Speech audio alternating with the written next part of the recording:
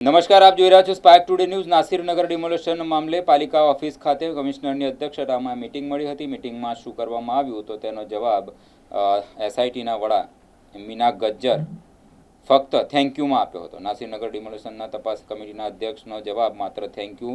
તપાસ ક્યાં પહોંચી તેનો એસઆઈટીના અધ્યક્ષને જ ખબર નથી. કોઈપણ પ્રશ્નમાં માત્ર ગોળ ગોળ જવાબ આપતા જોવા મળ્યા હતા.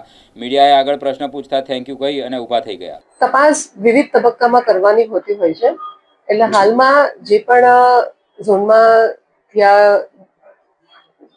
થયું છે, આ જે ડિમોલેશનની જે આપણે થઈ છે, તે માટે જે તે ઝોનને જે પણ હકીકતલક્ષી બન્યું છે તેની વિગતો આપવા માટે જણાવ્યું હતું. તેમાં દ્વારા પ્રાથમિક વિગતો એમના દ્વારા થોડી જે પણ હતું તે આપી અને એમને હજુ વિગતવાર માહિતીની જરૂર છે એ મુજબનું કહેવામાં આવ્યું છે. એટલે જે રીતના સંબંધિત ઝોન દ્વારા માહિતી આપવામાં આવશે તે પ્રમાણે આગળ તબક્કાવાર કાર્યવાહી કરવામાં આવશે અને ઉપરી અધિકારીને સબમિટ કરવામાં આવશે.